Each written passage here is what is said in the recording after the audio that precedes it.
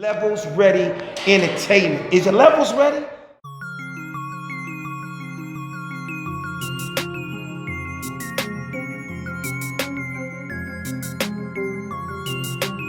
Thanks for locking in. You're here with H the Mayor. We are here with Chris Wilson and D. Watkins. Read my book, has that heard me? Oh, it's formative power, memoir, and personal story. It's just, it's crazy. Like it's unbelievable. If you could express the journey as a black journalist. Sure. It's kind of difficult because a lot of different publications, they think if they find one black person to write about issues, then that black person has the luxury of speaking for every black person in the world, and it's not true.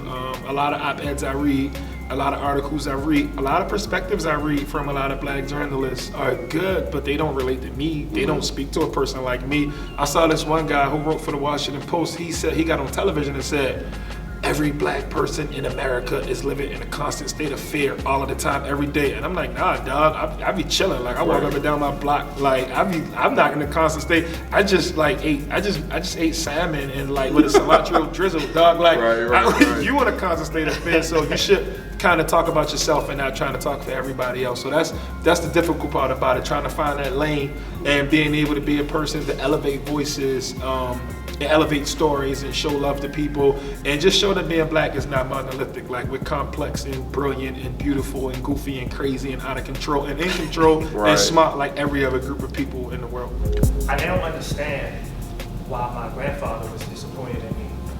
And it's because he believed that I had a purpose in this world and I could make a difference in other people's lives. And that's what I'm trying to do today by being here and telling my story on the master plan. If you could give one characteristic about yourself to the world, what would it be and why? I'll start with Chris. I would say I'm a very resilient person. And so regardless of like what I go through or how many setbacks I have, I always get back up. Gotcha. So that's something that I try to instill, especially in the young people.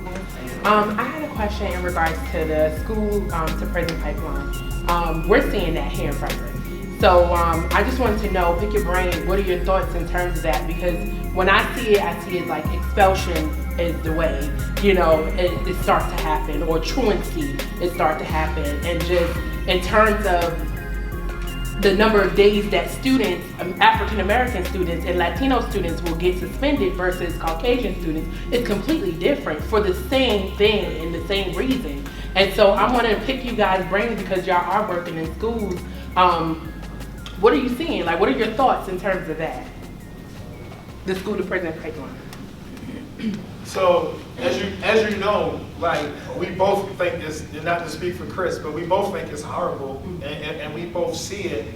What I would say, or how I try to deal with it, is it's kind of similar to the way I answered the last question. Is I pick and choose my battles. So it's like, you know, if I can have a direct focus on one school with a certain segment or a certain amount of students in that one school, and I try to address that issue, hopefully I can build some type of alliance with another school or another person who cares like yourself, who's willing to do the same thing.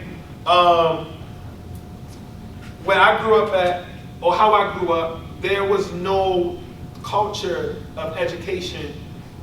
There was a culture of education, but it was more social and more street. There was a street education. There was a social education, and there was and resiliency was the only currency. So how tough you was, right? And that's what we are. That's what we are carrying. And I see that in a lot of these kids today. And I try my best to address those issues in small groups that I know. I don't know if you do that type of work or if you're in that type of work, but if you are in that type of work, it's hard to knock a whole system by yourself, even if you're in politics, even if you fought to be whatever, the mayor, whatever, like it's still almost impossible to put yourself in a position because you're fighting against systemic poverty and systemic racism and systemic and no, you know, imagine how you gonna tell a kid, hey, go to school, and the only person you know who goes to school is the guy who's buying all the 15-year-old drug dealers. He's going to the store to get them sandwiches and asking, can he have the 30-cent change?